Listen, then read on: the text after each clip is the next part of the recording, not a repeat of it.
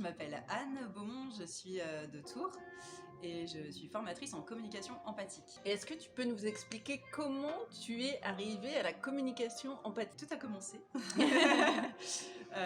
avec un service volontaire européen que j'ai fait en Bulgarie il y a quelques années et où en fait j'ai découvert pour la première fois le monde de l'animation de groupe, de la formation, de l'éducation non formelle, etc. Donc c'est vraiment l'apprentissage par proposer des expériences et des mises en situation pour que les gens apprennent d'eux-mêmes en fait de ce qu'ils vivent dans la mise en situation un peu laboratoire. Et j'ai adoré ce projet que je devais mener, donc qui à la base était intervenir dans des écoles, plutôt collège, lycée, avec des jeunes, et leur proposer des ateliers donc d'éducation non formelle sur des thèmes comme l'identité, la culture, la discrimination, etc. Et donc ça m'a vraiment marqué en fait cette expérience, et surtout ce que j'ai adoré c'est que dans la posture de facilitation de groupe, en fait on est amené en tant que facilitateur ou animateur ou formateur à être dans une posture où il y a, enfin, moi j'ai trouvé, c'est une posture qui est très non jugeante en fait. Moi mon rôle c'était de lancer des sujets de discussion et de laisser les jeunes discuter entre eux, essayer de les faire réfléchir eux-mêmes à une réponse. Il n'y avait pas de bonne ou de mauvaise réponse attendue. Et en fait ce processus-là, je voyais, permettait à des jeunes, et notamment des jeunes qui soit n'avaient pas trop l'habitude de parler, soit étaient un peu catégorisés comme le cancre ou le perturbateur, voilà, en fait, de s'exprimer et de donner des réponses qui, je trouvais, étaient très pertinentes, avaient complètement souvent compris le message de l'atelier, etc. Et en fait, avaient cet espace pour s'exprimer d'une façon dont ils ne pouvaient jamais s'exprimer avant, et être vus par les autres d'une façon dont ils n'avaient jamais été vus avant, et même eux-mêmes se voir d'une façon dont ils ne s'étaient jamais vus. Ouais, voilà, une façon juste différente. Et je trouvais que ça libérait la parole, que ça libérait même la personne peut-être d'un rôle qui lui était prescrit, etc. Donc du coup ça m'a vraiment marqué, et j'ai voulu continuer plus dans cette voie. Et du coup je me suis formée un peu sur le tas, donc par la pratique, parce que j'ai fait beaucoup d'ateliers de ce genre. Et avec les jeunes, et en même temps mon rôle était de recruter des bénévoles pour intervenir avec moi, avec les jeunes, et de former ces bénévoles au projet en lui-même, et à comment animer un groupe, etc.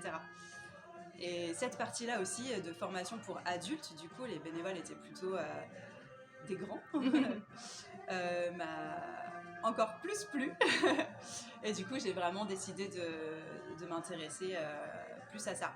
Donc j'ai participé à plein de formations de formateurs au niveau européen. Il y a pas mal de programmes en fait de l'Union européenne qui permettent pour les travailleurs de jeunesse de se regrouper et sur par exemple une semaine participer à une formation de formateur, voilà, comment concevoir un déroulé de formation, etc. Des pédagogies qui sont un peu innovantes, toujours dans l'éducation non formelle. Voilà, donc c'est comme ça que j'ai découvert la formation. Et ensuite, donc, je suis revenue en France et j'ai été embauchée comme salariée pour une association pour laquelle j'étais responsable formation pour les bénévoles. Et donc, je devais concevoir des déroulés de formation comprendre les besoins qu'il y avait dans le réseau bénévole, concevoir des formations qui répondaient à ces besoins, former les bénévoles, etc., suivre tout ça. Et donc encore une fois, ça m'a beaucoup plu, et donc suite à ça, j'ai réalisé une VAE pour devenir vraiment formatrice pour adultes, certifiée, valide. Donc suite à cette VAE, ce diplôme, j'ai été embauchée dans un institut de formation qui est l'Institut de formation de la sécurité sociale. Donc là, je suis passée d'un monde associatif où j'ai beaucoup appris par la pratique et au contact avec des bénévoles qui étaient aussi des professionnels de la formation, mais c'est un milieu où il n'y avait pas autant de jargon professionnel que dans les instituts de formation un peu purs. Donc là, j'ai eu une autre expérience comme salariée dans vraiment le monde de la formation pure et dure.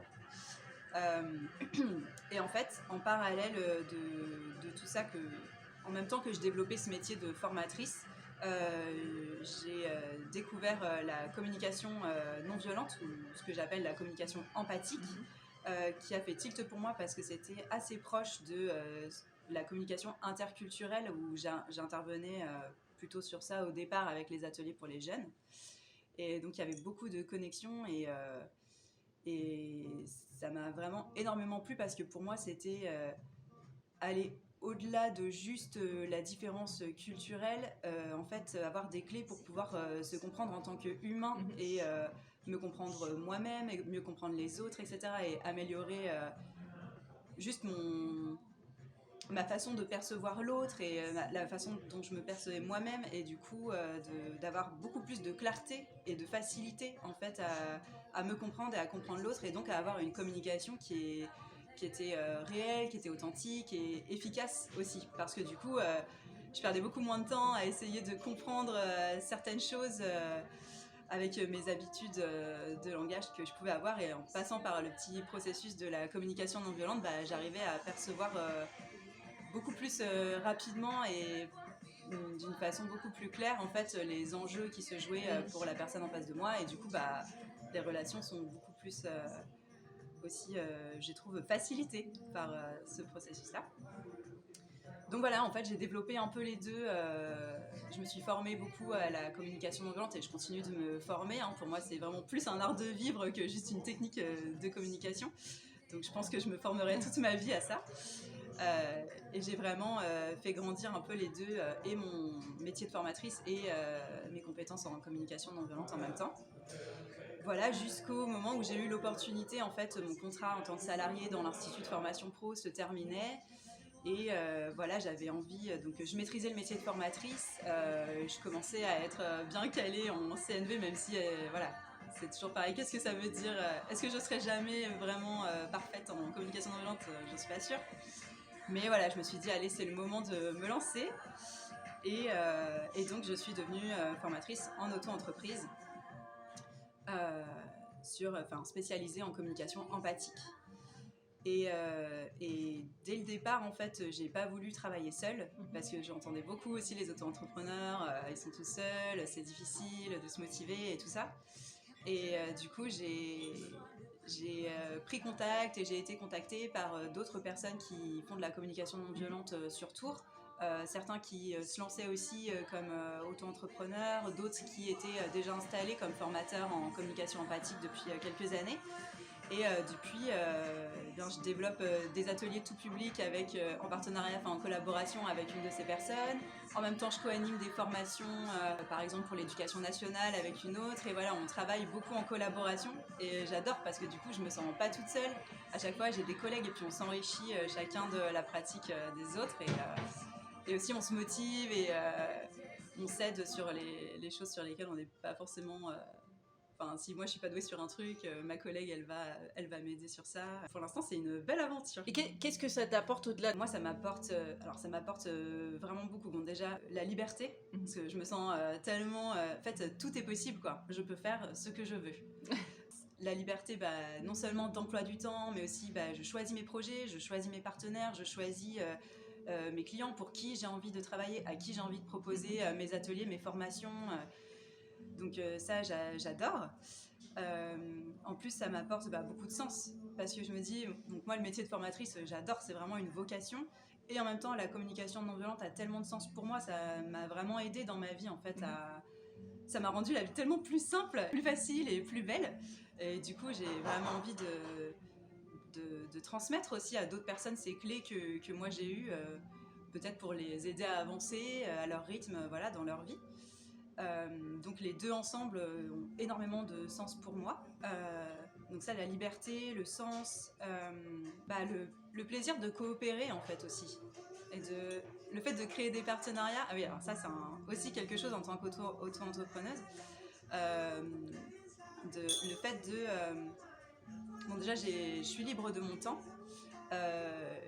Et je suis libre de mes projets, mais des fois j'ai pas forcément beaucoup d'idées sur qu'est-ce que je veux faire comme projet. Enfin voilà, j'ai déjà des choses qui roulent, des ateliers, des formations, etc. Mais des fois j'ai envie d'autre chose, mais je sais pas forcément exactement quoi. Et du coup, avec le temps que j'ai et mon statut d'auto-entrepreneuse, je prends le temps de vraiment rencontrer des gens qui juste font des choses qui m'intéressent ou des personnalités que j'aime bien. Et en fait, je prends juste maintenant le temps de discuter avec ces personnes-là. Et des fois, juste en discutant avec des personnes, il y a des projets ou des potentielles collaborations qui jaillissent comme ça. Et puis voilà, il y a une personne qui va me dire, moi, ça m'intéresse de faire un projet sur ça, etc. Et en fait, je me dis, ah, mais c'est une super idée.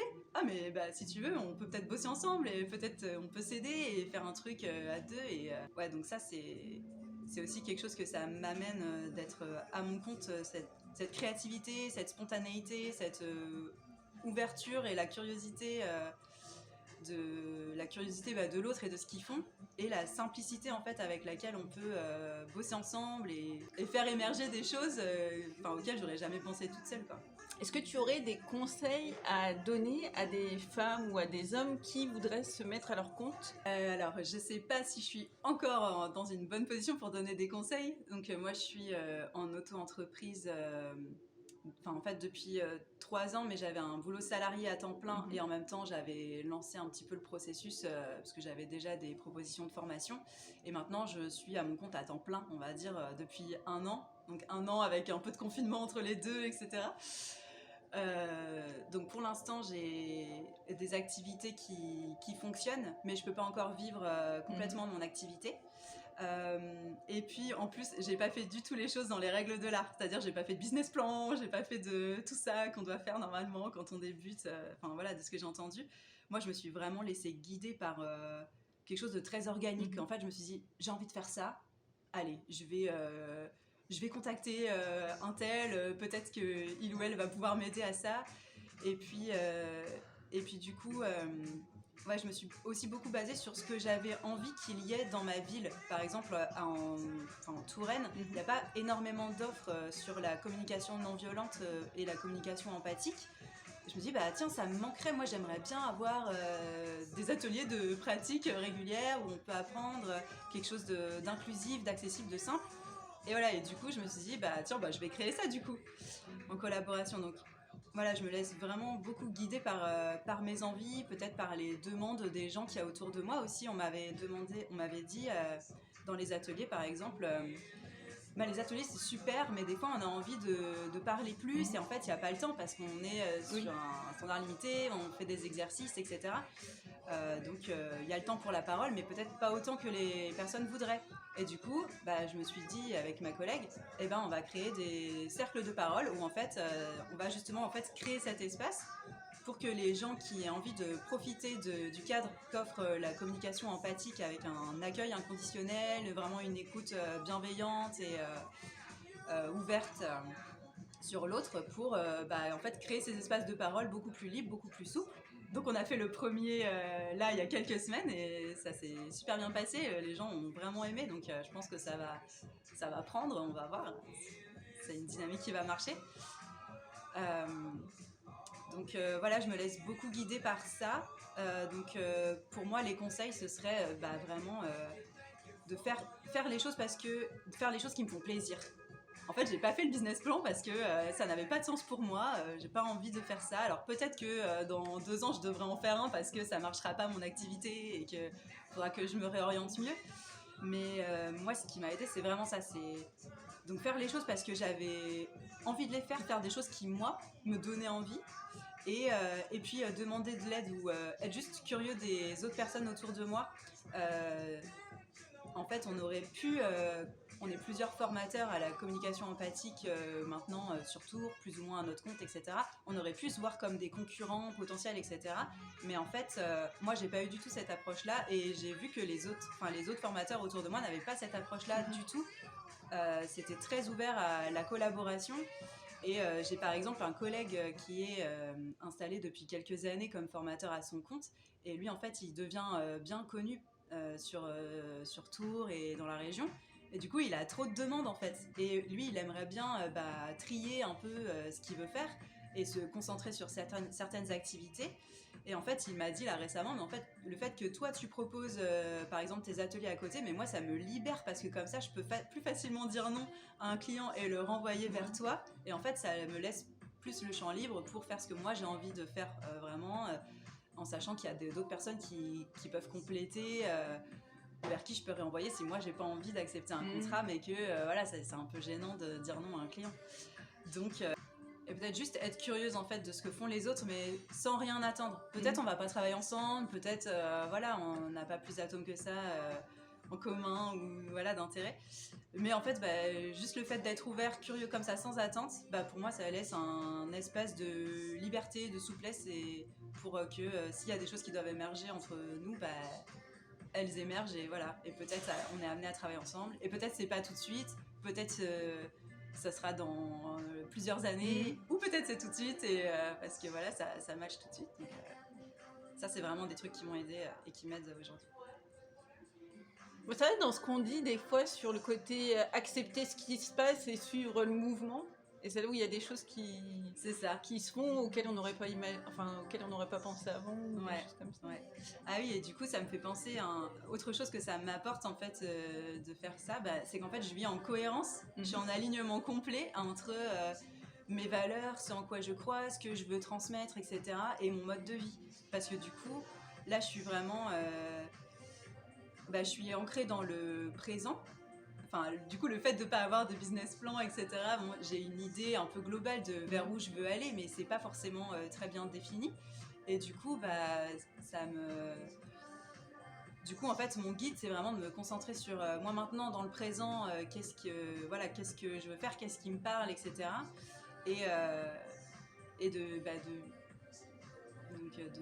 de suivre ça, qui est un des aspects de la CNV aussi, c'est de se concentrer sur ce qui est vivant, donc ce qui est présent en fait ici et maintenant. Et ça me permet tout simplement aussi de vivre la communication empathique dans mes relations, puisque c'est des relations que je choisis, que je crée en collaboration, par exemple avec des collègues ou même avec les clients. Et en fait, j'ai pas de structure au-delà de moi que je dois représenter, j'ai pas de posture que je dois adopter parce que je représente mon employeur, parce que c'est la ligne stratégique qui a été adoptée par mon entreprise. En fait, là, c'est juste moi. Je peux choisir vraiment complètement qui je veux être et comment j'ai envie d'être en relation avec mes collègues. Donc pour moi, c'est vraiment vivre en fait la communication empathique dans tous les aspects de ma vie, quoi.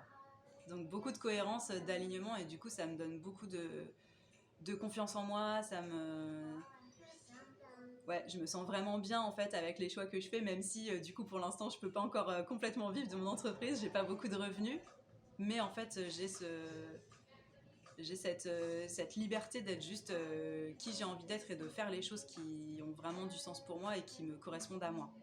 Donc je verrai par la suite si je dois compléter avec peut-être un autre boulot ou d'autres choses par rapport à mes revenus, mais juste le fait d'avoir osé faire ça et d'expérimenter maintenant ce que je suis en train de vivre, je me dis ça fallait que je le tente. Même si je me plante, c'est pas grave, mais au moins j'aurais essayé vraiment de vivre ça, et pour l'instant c'est bien pour moi. Et de toute façon, après, on dit qu'il faut en général 3 ans pour une entreprise avant vraiment de bien tourner. Donc, c'est ça.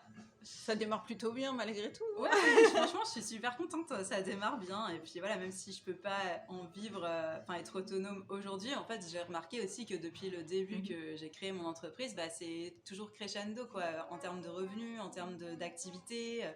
Voilà, je suis de plus en plus active, je vois de plus en plus de gens, il y a de plus en plus de potentielles collaborations qui se fait, de contrats qui arrivent, donc c'est plutôt dans l'espoir. Et si tu pouvais résumer la communication non violente en une ou deux phrases, ou ce que ça, s'y apporter, je pense que tu l'as dit tout à l'heure, mais pour ceux qui ne connaissent pas... Du coup, pour moi, la communication non violente, c'est un petit processus de connexion à soi et de connexion à l'autre, qui permet de vraiment se concentrer son attention sur les sentiments et les besoins humains. Et en fait, c'est ce qu'il y a d'universel dans tous les humains. Et en fait, en se concentrant à ce niveau-là, on peut vraiment mieux se comprendre soi et mieux s'accepter aussi. Et du coup, beaucoup plus facilement comprendre l'autre et ses motivations profondes et ce qui est vraiment important pour lui ou elle. Et pour soi aussi. Et pour soi. Et du coup, ça amène vraiment une profondeur, en fait, une qualité de relation qui est qui est incomparable pour moi. Et même avec moi-même, je le vois en fait depuis que je pratique la communication non violente avec moi-même, c'est-à-dire que j'essaye de porter mon attention sur mes propres sentiments, mes propres besoins, et j'ai beaucoup plus de clarté en fait sur ce que moi j'ai envie, sur ce qui me motive, etc., sur pourquoi je fais les choses et pourquoi je suis comme ça. Et du coup, c'est beaucoup plus facile de vivre avec moi-même. Je me comprends mieux. En plus, du coup, je peux faire des choix qui sont en alignement avec ce que je suis profondément et ce que je souhaite être. Et c'est juste beaucoup plus facile. C'est plus simple comme ça, quoi. Donc, pour moi, la communication non violente, ça permet cette profondeur de connexion avec moi-même et avec l'autre. Et ça me permet aussi d'être beaucoup plus dans une dynamique de coopération et de co-création.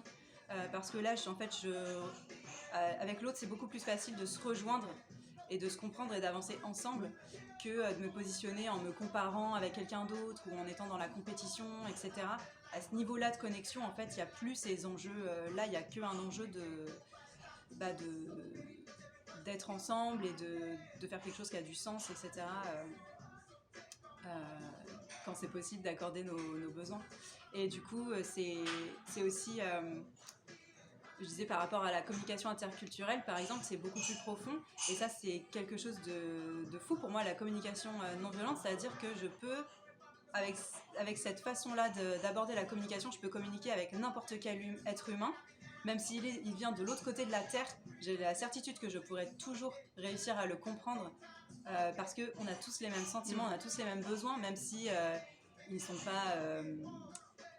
stimulés par les mêmes choses parce qu'on a des cultures, des codes et des valeurs différentes, mais je sais ce que c'est que la tristesse. L'autre en face, il a déjà vécu la tristesse par exemple, ou un autre sentiment, et on pourra toujours se comprendre à ce niveau-là parce qu'on est des humains.